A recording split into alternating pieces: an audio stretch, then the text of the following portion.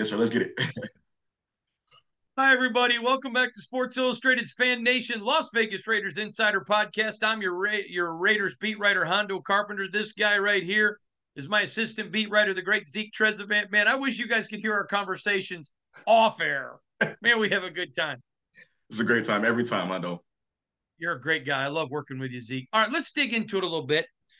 So, Monday, I put out there the plan is to start Aiden O'Connell.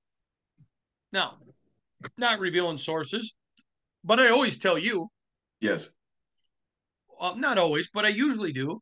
Um, my source is pretty good on that. Would you not agree? I agree 100%. They know. And then all of a sudden, things begin to change. And Tuesday, I told everybody, hey, that's not so sure anymore. The plans change. And plans do change. Yeah. And here we go. It's going to be a great weekend in Chicago. It's going to be a great game for the Raiders. I think it's a get right game. I think they're going to have their best offensive production. I'm expecting a big defensive production. To me, this is going to be a Raider weekend, a good one for the silver and black. Your quick thoughts on just the whole situation? Yeah. So I think for me, it was interesting to kind of sit back and watch this week. As I'll be honest, I thought it was gamesmanship by Josh McDaniels the whole week. I was, I fell head deep into trying to figure out who was going to start and tried to pick up everywhere I could, which way he was leaning. But like you said, I went into today believing that still it would be Aiden. Oh, you went into Friday because this is Friday night and this airs Saturday morning. Went into Friday thinking that it was going to be Aiden, and then practice today happened, and it was like, wait, am I seeing Brian Hoyer get most of quote unquote the first team reps in the brief time that we watched, and that's what it looked like. So to hear that report that now Brian is starting sounds about right. You throw the veteran out there, and you kind of go there. In terms of the game itself, yes, this is a game that the Raiders should win. It's there for them, for the taking. And I think this is the game that everybody, Raider Nation, the Raider team, everybody has been waiting for. They have to get it going. I want to get into a subject that I had talked about earlier in the week, but I want to get into it more with you. You and I were hanging out in the locker room with Sam Gordon from the Review Journal, and we were just talking about the mood of the locker room. And it was not, when you use this term, people think it means laissez faire or I don't care. Very lighthearted. In the 4 years that I've been covering the Raiders, that is the lightest I've seen the locker room. These guys are confident. They're working hard. I mean, people are going to believe whatever they want, but there's no quitting this crew, and they're fired up. You saw it, Sam saw it, I saw it. In my 4 years, I'm not seeing it that late. It was an interesting locker room, wasn't it? It was a vibe, as people in my generation would say. The guys are loose, but again, they were focused. I think I've been hanging around you. Would your generation say 100? I listen, some of us do. That might be a more so a me thing, but yes, that is definitely in my generation. 100, HUNNID. Okay, and you still got to get the hoodie for your show as well. Yeah, How Hondo about in a the hoodie. hoodie?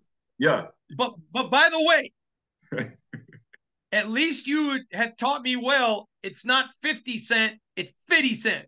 Fiddy, Fiddy. Don't get me started, Hondo. Don't get me started. Where were we, Hondo? I'm sorry. Where were we? I had to hire you as my pulp culture interpreter. You I'm, teach me. I'm Lead me, oh great multifaceted. one. I'm multifaceted. I'm here to help out however I can. I'm sorry. You know what's Where were we, funny? Hondo? You're you are about half my son's age. My son that just great. You're how old are you? 34. That's what I thought. And my son's 18. So it's great. You're kind of my bridge to my Like son in because there's between. some things I don't get. And all of a sudden now I hire you and I'm saying stuff to him and he's like, He's like, how do you know that? Yeah. Hey, he's looking at you like my dad is that guy. Yes. Yeah. by the way, Yes. I've been corrected. It's not called Instantgrams. It's Insta. You Hey, idiot. How come you never listen. corrected me? Because I I was would just talk about to about say. Instantgrams and you never Hey, said anything. Now you make me look like an idiot. I was literally just about to say I never corrected you for a reason, and that was because I liked how I'm like, look, it sounds good. We're just gonna roll with it. We're gonna roll with it. It was very true to Hondo. So listen, that's what we're going with. Or I listen, did my just call it IG. Just the letters IG. Keep it simple. Everybody in our generation knows what you mean by IG. It's Instagram. Whatever. I still don't understand why they have it. It's just Twitter. I don't get it. You got to take more pictures, Hondo. More cool pictures with your chains on. I'm telling you. There you go with your chains. Oh man, don't All get me right, started. buddy. So the locker room was lighthearted. These guys are so ready for this football game. I'm just going to tell you, 4 years covering this team, I have never seen them like they are right now. Very, very loose. They were having fun in there. And I think the quickest way of saying it, if we're honest about it, the monkey was off their back a little bit, right? I think they've proven to other people that they can play ball, that they're for real. But I think more importantly, they proved it to themselves and they proved it to each other, right? That they can lean on each other and go win a football game, whether it's home or on the road, by a lot or by a little. I think they're starting to build that trust and that confidence in each other. As they're finding new ways to win games. So Chicago should be, as you call it, a get right game. This is a game, in my opinion, they should win by double digits.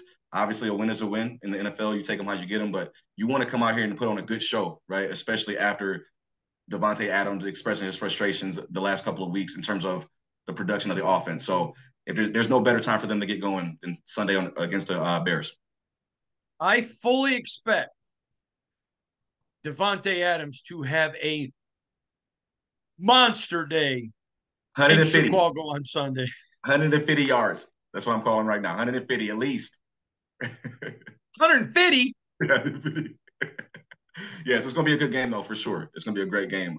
Raiders should come out. I don't know about the yards, but Yeah. I think he's going to have multiple touchdowns. I think this is just going to be this is not a good week to be the Chicago Bears. Now, you and I both know they could go up there and lay an egg. They're not good enough to go up there and beat themselves and the Bears. I've said all along, I think it's a 9-8 team. There's a reason I think they're a 9-8 team. But if the looseness does not transpire into arrogance, yes, they're going to win big. Exactly. If the looseness gets up there and, man, we're just going to show up, we're going against a kid who should probably be an accountant. I'm just using that as an example because he did not have a good Senior Bowl. Yeah. And clearly he deserves to be there. I'm not attacking his integrity, but my point is, if they keep their mind right, and man, they've had a great week of practice. I talked to someone very briefly today that told me that may have been one of the best weeks of practices in McDaniels' 2 years. So they're practicing well, they're playing well, they're feeling it. And man, you know this, confidence is everything. It's contagious. It's contagious. Yeah, it really is. It really is. To your point, I had actually spoke to Jacoby about that in terms of the feeling that the Raiders should win this game. He corrected me very quickly. He was like, "No, we got to bring it, right? There's no gimmies in the NFL. There's no you're supposed to wins in the NFL. As cliche as it is for us to say, the other team they practice too, right? They're still professionals. So I think that's the mindset of everyone, and I also think that's where your Max Crosby's and your Davante's still speaking up even after a win and saying we can get better. I think those guys they're not going to let the confidence grow into arrogance. That's what they're there for. Josh McDaniels talks about the standard. And this is something that he did get from Belichick, and Saban got it from Belichick. I've heard Saban talk about it too. And I respect it's you look at what you have and say, okay, here's that standard. And then every week you don't judge by the opponent, you judge by the standard. So you can go play to this standard. Listen, if the Raiders play to their standard and the Chiefs play to their standard, the Raiders are going to lose. Chiefs are a better team. Yes. That's why when I did my preseason predictions, I said 9-8 because where I believe their standard is. But if you go and play to your standard and you lose to somebody with a higher standard, okay, you lost. No shame. Okay. No shame in that. No shame in that game. That's from my generation, by the way. No shame in that game, and you go play the game. But if you lose or win, and this is what Davante was talking about, if you win and don't play to that standard, then the anger still has to be there because you're holding yourself to that. It's like with Saban, sometimes he'll win games and people will be like, What is he's he livid. such a jerk? He's not being a jerk. Yeah. He wants to win championship. Nick Standard. Sorry, I have been doing interviews Yeah, I know. this week. TV, podcast, radio, all over the country. Anyways, their belief is we play to a standard. That's what the great ones do. I'll tell you a quick story. Michael Jordan one time, and I heard him tell this story. They wanted him to take a night off.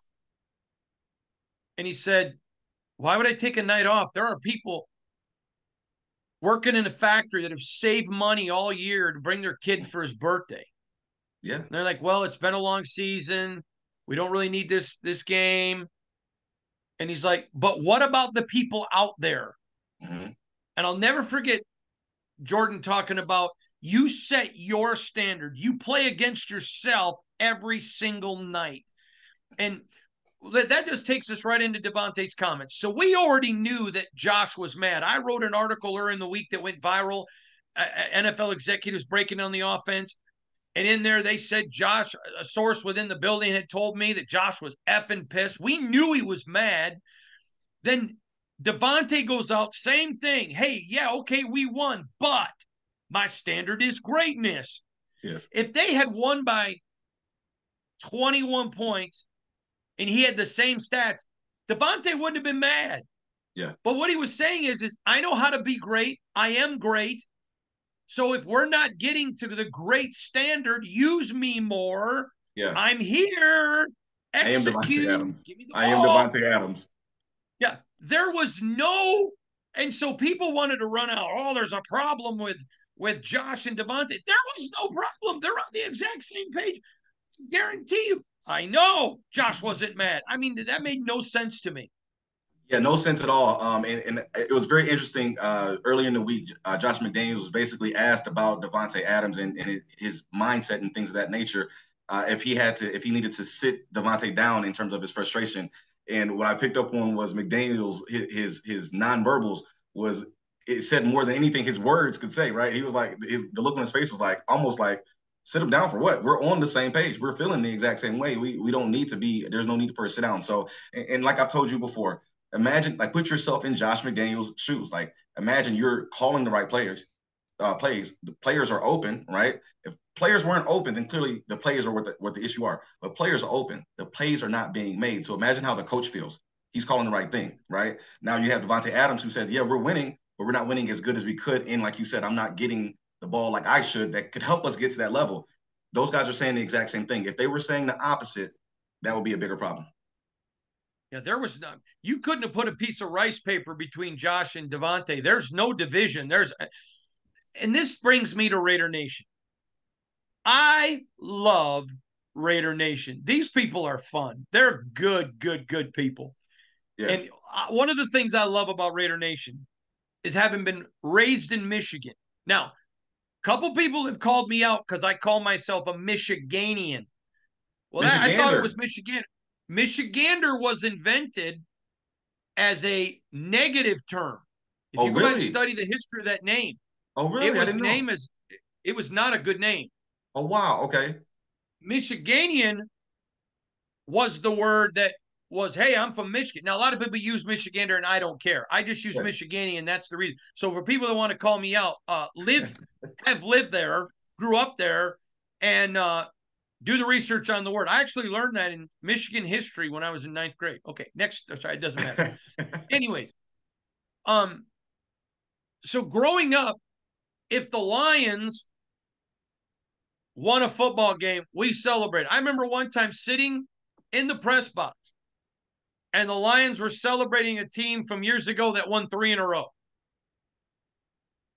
Most teams celebrate teams that win a Super Bowl.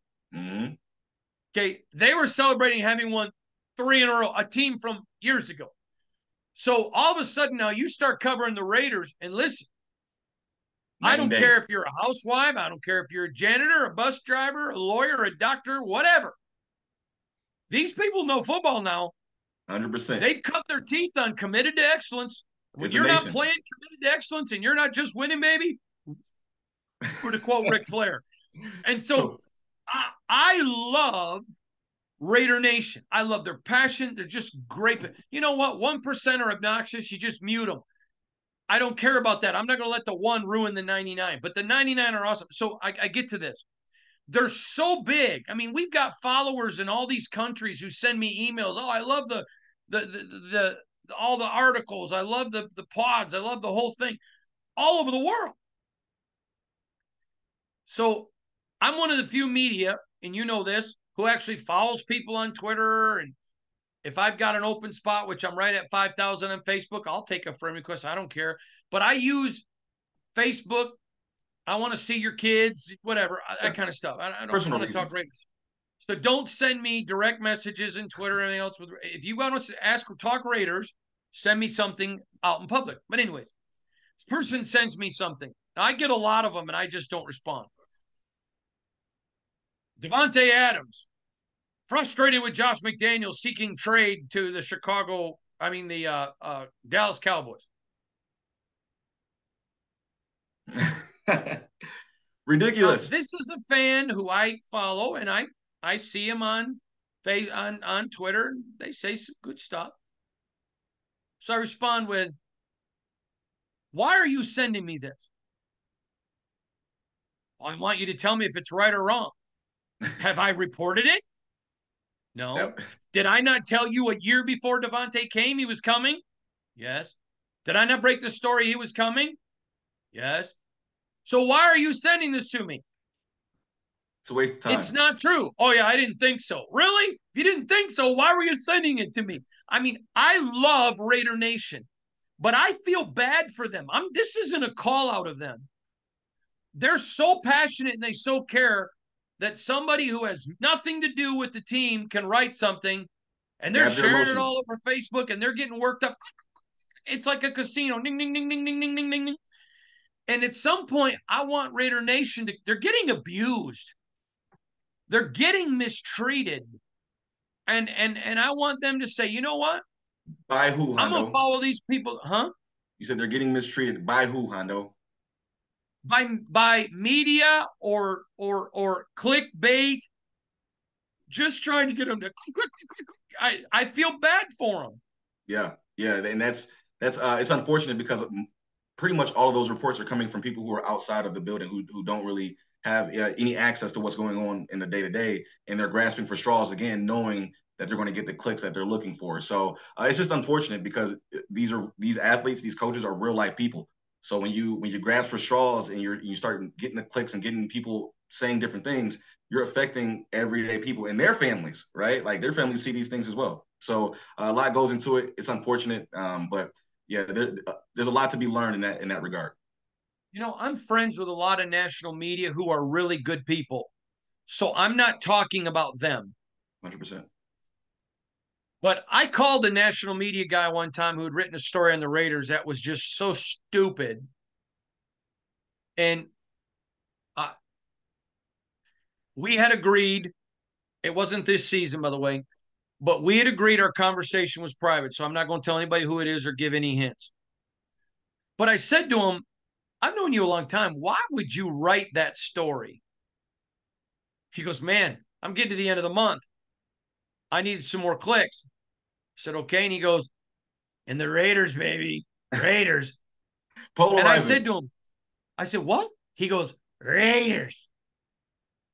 I go, you're admitting you knew it was horse crap. He goes, yeah, that's the Raiders.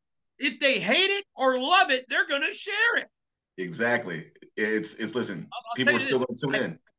I have not talked to him since that day. Well, that's really not true. He called me once, and I said to him, I said, you know what? I'm no thanks. After our last conversation, I got nothing to talk about.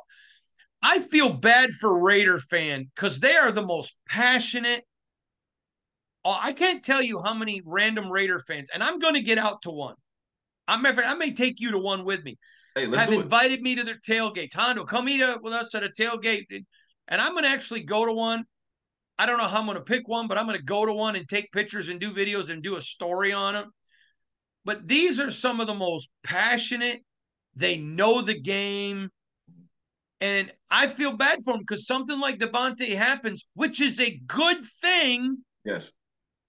And Yeah, it was blown completely out of proportion, and it kind of went a different direction than I think a lot of us thought it would. When he said what he said, but like you said, it was a good thing that he voiced that. The team needs that. They need that leadership, and like you say, when you consider the fact of where he came from, that organization, he knows what he's talking about, and he goes out and he proves it himself every day. So it was a good thing that he said that, in my opinion. Tom Izzo happens to be a very dear friend of mine, a Hall of Fame coach, the college basketball coach at Michigan State. And you know this, he says it all the time. A player coached team is better than a coach team. That's exactly what you saw with Davante Adams. 100%. Josh McDaniels can only do so much. The coaching staff can only get through to the players so much. Your superstar wide receiver, your superstar defensive end, them saying things and getting points across, that does a lot more. And a lot of people who've played sports, they understand that, right? And then you consider the fact that Davante is a relatively quiet person. So for him to say much of anything, that speaks loud enough, in itself. So that's what you need. That's what every team should want. And again, it just shows that it was a good thing that Davante did that. I think it would be a bigger problem if Davante wasn't saying anything at all. That's the Let me issue. just say this to you, and you tell me what you think. If Okay. Davante Adams had not done that, it would have told you he had quit He didn't care. on Josh McDaniels. Yeah, 100%. Like that, if come on, right? That's the only way. I thought that was the only way to take it, right? Like you're upset that he cares. He didn't say anything wrong, right? Was he critical of his own team? Yes, but that's what the great leaders do, right? That's just how it is. So yeah, I think it would have sent a louder message had he not said anything at all. That means to me that he would have been checked out. But for him to come, and you got to think, he spoke up after they won their first game after what 2-3 games in a row losing. They won their first game, and then he still came out and said something like, everybody should be happy. No, we still can get better. That spoke volumes. And then came out after the second win in a row. Yeah, I mean, I he wonder knows what what he's he's going to doing. say next week after 3 in a row.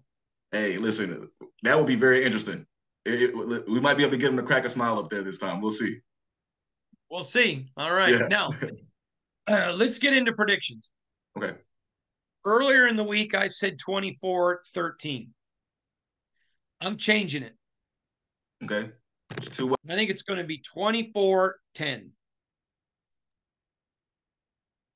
What is your prediction, Zeke Trezevant? Yeah, so I believe mine was 24-14. Or yeah, I think that's what I sent you. It was 24-14. But I'm pretty sure I sent mine before Justin Fields was declared out. So I'm going to take mine down too. I think again, 10 points is probably about fair, assuming the defense does what they're supposed to do, like they've been doing, and then assuming again the offense does what they're supposed to do. All around, this just has that game written on it. Double-digit win. This is the first game where everything is clicking for the team. It's the game we've all been waiting on. All right. Now, very important here. I love the juice, the mojo. I think I heard Rock call it, Dwayne Johnson call it mana. Just the spirit, the life in the locker room. To me, it's going to be fun to see how that translates onto the field on Sunday, isn't it? Yes, and that's what all of the players have really been saying. How does what we're doing, how does our practice, how does how we get along, how does that translate to the field? I think they're very, very focused on the translation to the field. So, like I said, I think part of what we were experiencing in the locker room were those guys learning to depend on each other. They have confidence, not just their confidence in themselves is growing, of course, but hey, they're looking across and saying, I can depend on the guy next to me, and I can depend on the guy next to me, and I know he's going to come through for me. And I think that has no other choice but to translate on the field for a team that cares as much as this one does. Lastly, and this has nothing to do with football, so if you want to All right, turn let's off the go. podcast, you can. You have challenged me Yeah. in a good way and helped me understand pop culture because I am so in on football. You got to admit, is that not my life is my family, my faith, then my family, and then football. And I'm so locked in there because I have so little extra time. I'm kind of ignorant of pop culture. Is that fair? That's fair. Yes, that's fair. Yes, sir. Okay. So you've been good for me. But now I want to challenge you. I'm scared. I'm not gonna lie to you. I'm terrified. I don't know where That this is was a going. young boy, 13 years old, and a movie comes out. My dad says, "You want to go to a movie?" I'm like, "Sure." All right, I'll let you pick. And I picked this movie called Breaking'. It was about this new kind of music called rap and break dancing. It was so good that on the way home, we stopped and I bought a pair of parachute pants. Listen, my only No, question wait. is. No, you let me finish. Have you ever heard of the movie Breaking'? No, I have not. I haven't. That's before my time, Hondo. I was born in '89, man. What year did that movie come out? Hang on. That's early '80s, man. I want you to know I'm very disappointed in you right now. It's called Breaking'? Hang on. Hey, Googles, when did the movie Breaking' come out? In the United States of America, Breakin' 2, Electric Boogaloo came out on December 21st, 1984. Electric Boogaloo? What are you?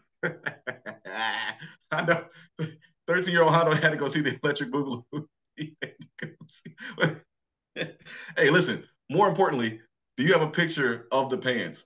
I can only imagine Hondo in some parachute pants. I got to see it. I can neither confirm nor deny that rumor. There's a picture somewhere. There has to be one laying around somewhere. I will say that there's probably one that someone is holding against me. Blackmail. Fair enough. All right. Breaking. Well, there you go. You're always pushing me on pop culture. I'm going to put you, I guess that's pop culture from A little bit before my 39 time. years, 40 years ago. Yeah. Who's counting? Hey, when I was 13, though, I was in it. I You had was the getting penny it. loafers with the pennies. Listen, that's my jam right there. I've always wanted to be cool enough to wear those shoes with and the pennies have to be clean too. You can't. Oh, no, The penny they're shiny. I still shiny. wear penny loafers like that, brother. Yeah, they got to be clean. They got. I need to get there. I roll up my turtleneck sleeves. I'm so dumb. It's ready to go. Yeah, I got to get to that level of flyness with the penny loafers. I hope to get there one day. Listen, that's the great Zeke Trezevant. Read him, love him. He does such a great job working with me covering the Raiders. We appreciate all you people. We are less than 24 hours away. Well, depending on when you listen to it, could be just over 24 or less than 24. From what we both think, and every one of our predictors believes is going to be a Raider victory. So from all of us at Sports Illustrated's Fan Nation Las Vegas Raiders Insider Podcast, part of the Fans First Sports Network, I'm Hondo Carpenter, Raiders beat writer, with my assistant beat writer, Zeke Trezevant. Thanks for joining us, everybody. God bless y'all. Appreciate you so much. Bye-bye.